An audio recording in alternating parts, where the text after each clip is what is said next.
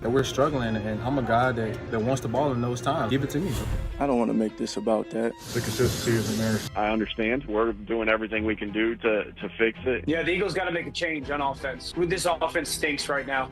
This offense doesn't do anything well. Throws it to the sideline. Open is Robinson. Down the right sideline. Cuts inside at the 5. In for the touchdown. We can't keep putting pressure on defense. At some point, we have to carry our own weight.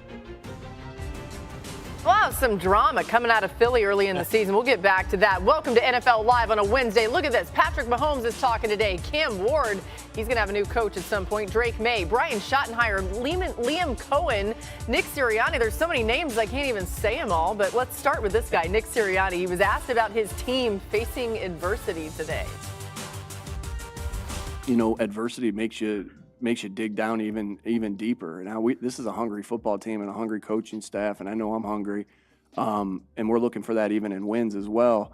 That's why I say the process has to remain the same, but there are sometimes that adversities make you reach down deeper, and to me, it's like you can have two mindsets there. You can have a mindset of defeat, or you can have a mindset of get up and fix and identify issues and identify strengths and get better from it. Oh, we're so glad you're here. We got Field, we got Hawk. He's back from his international tour. More on that later on. Hawk. So glad you're back. Sir Hawk. Happy to be back. Great to be in your presence. Dan Orlovsky, Dan Graziano, 2 Dans, better than 1. All right, Field, what has you concerned most about the Eagles' offense? Oh, man, Only let's see if Dan. we can get back on track here. Great segment. Sunday morning fantasy football now. It's a great segment. Only Dan's confirmed. Only Dan's, yeah. Great segment. Watch it every I just assume Sunday. everyone already knew. You've been on that. You've been on it. No, you have. You have. did. You You just did may a not guest realize spot. it. Anyways, let's talk about Last the year. Eagles' offense. Dan. I've heard Dano talk about the Eagles' passing offense. I won't step on the toes there because he's done a lot of insight, or he has a lot of insight on it already. I'm sure he'll dive into it more. A little bit concerning, though, how pedestrian the running game has been for this Philadelphia Eagles offense. You know, passing game can be a little bit more creative in concepts. Sometimes in the running game, it's just do what you do and just do it really well and better than the defense can actually defend it. The offensive line does not look nearly the same this year for Philadelphia. Saquon Barkley hasn't had the same level of production, which I think is more about the offensive line than Saquon. I don't think he's fallen off some cliff. Check out some of these numbers that kind of support how pedestrian the running game has been. Saquon is averaging just 2 yards per rush before contact. He was over 4 yards in that same category a season ago. He has yet to rush for 20 yards on a single play this season. If you go back to last year, he had 11 separate games with a 20-plus yard run. He had 11 games with 100 yards. Hasn't gotten that to any of their first 6 games. Last year, when things maybe weren't going great with A.J. Brown in the passing game, you could at least say, hand the ball off to 26, let him make some magic. Opening drive of the NFC Championship game, the Commanders control the clock. They go down, they get points on the board. Next play, Philadelphia's first offensive play, 60-yard rush from Saquon for a touchdown. That easy out, the smash button just isn't there this year right now in the running game. Yeah, 47 negative plays for this offense this year. That leads the NFL by a significant margin. They got to run it better. I think 2 things I'd like to see in their run game. Number 1 would be, unsurprisingly for me, I'd like to see Jalen Hurts a little bit under center. I'm not saying you have to completely revamp the offense. Yeah. 2, I think a lot of their run game has been a little bit too side to side for me. I'd like to just get Saquon going downhill. I think that would help their offensive line. Agreed. Eagles are off to a 4-2 start. Things don't feel great in Philly right now, but they're not alone. After their dramatic Week 1 comeback versus the Ravens, there was a feeling of special season in the air in Buffalo. And when the Chiefs and Ravens each started off 0-3, while the Jets, Dolphins, and Patriots stumbled out of the gates, that feeling of special started to turn to a feeling of invincible.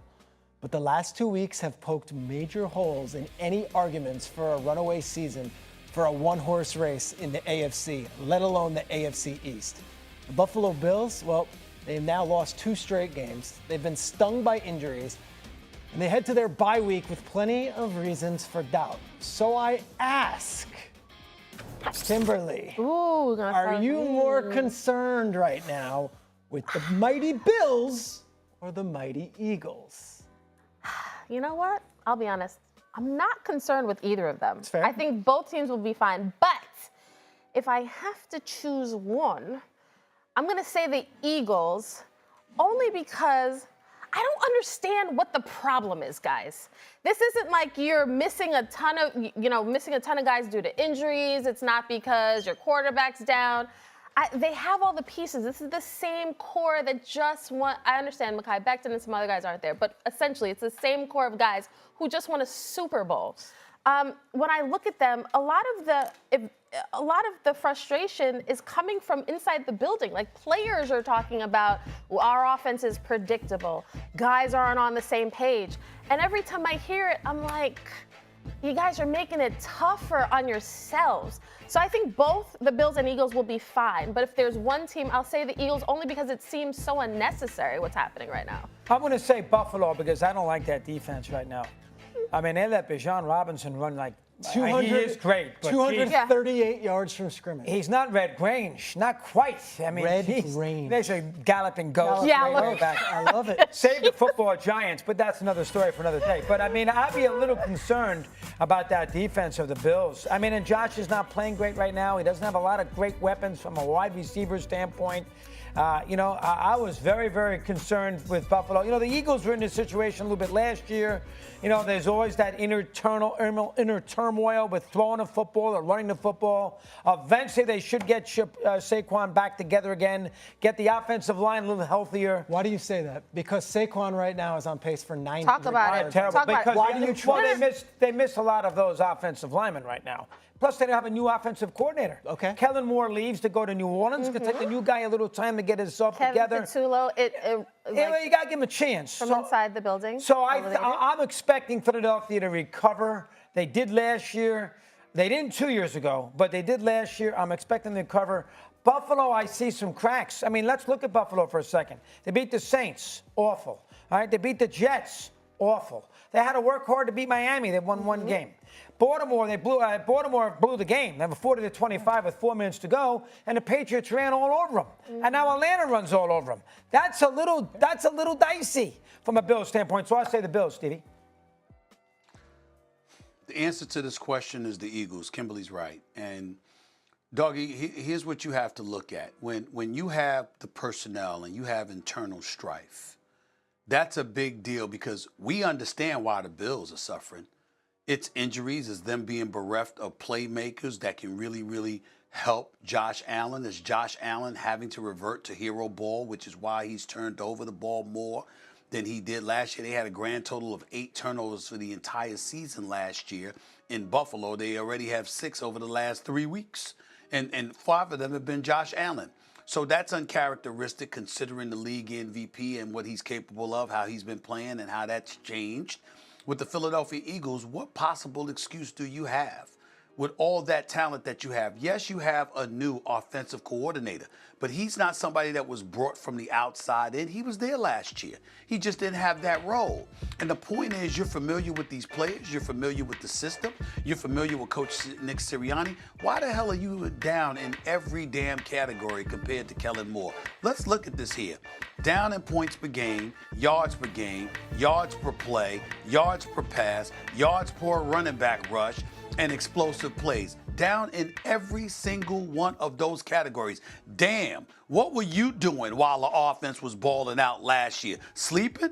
What the hell were you doing that you couldn't figure out how to replicate what transpired and what worked for a Super Bowl champion, especially when you were in-house? It would be one thing if you coming over from another team and everything is foreign to you, including the personnel. It's an entirely different matter altogether when you're very, very familiar with the personnel. You're very, very familiar with the system. You're very, very familiar with what the coach and the players like and dislike and want and don't want. And still, you suffering like this to the point where they got to dance around the media because, listen, whether you're talking about Hurts, whether you're talking about the offensive line, whether you're talking about Barkley, no matter what, you're really, really talking about Kevin Patullo. You're really talking about him. What they're really dancing around is that nobody has called out the fact that they're not enamored with the job he's doing. And keep in mind that this is an organization that just a couple of years ago, we were talking about Nick Sirianni and how they nosedived and how he didn't need to be calling plays and how he needed to just defer. And that's how Kellen Moore arrived there. That's how Kellen Moore got the job and ultimately was doing the job because we needed to take it out of Nick Sirianni's hands if we were the Philadelphia Eagles. So now you bring in a dude that has no experience whatsoever as an offensive coordinator and calling plays fresh off a Super Bowl championship? That's what you do? That's the position you put Vic Fangio's defense in? That's the position that you put Nick Sirianni or Sirianni put himself in? What the hell was that about? So we love Howie Roseman because I think he's the best in the business.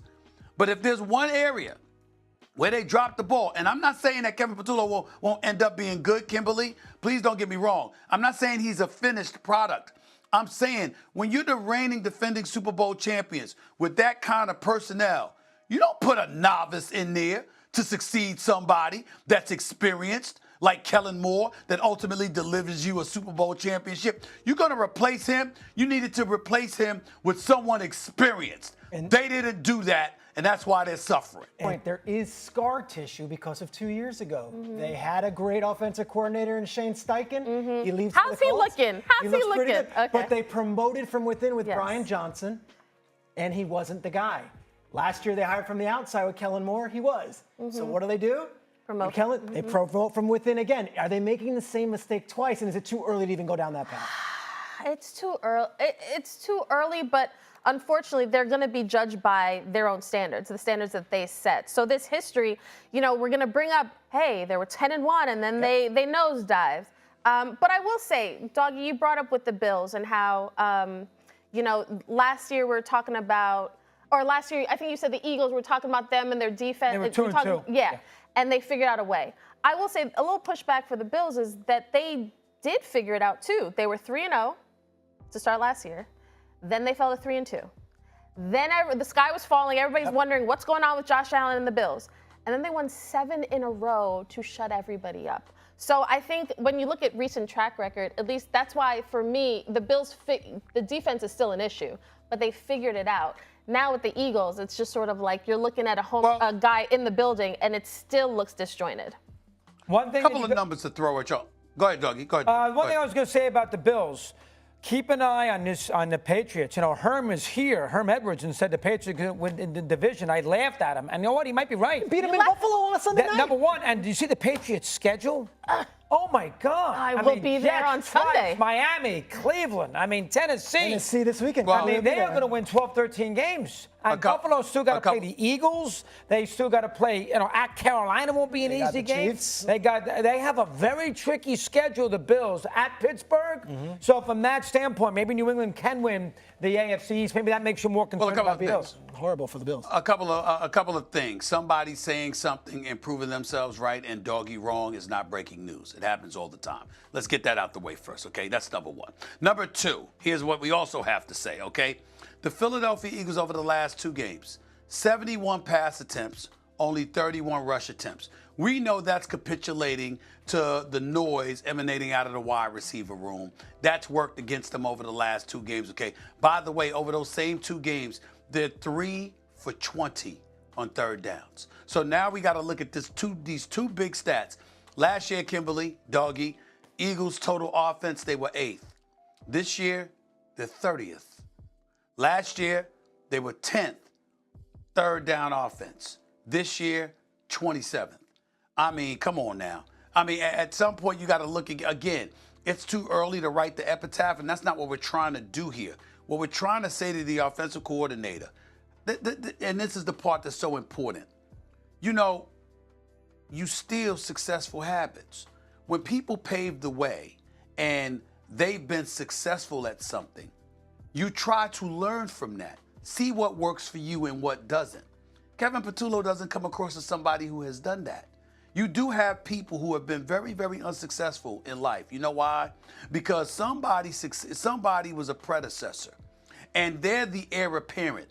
And what their goal appears to be is to differentiate themselves from their successful predecessor, as opposed to recognizing what worked for the predecessor.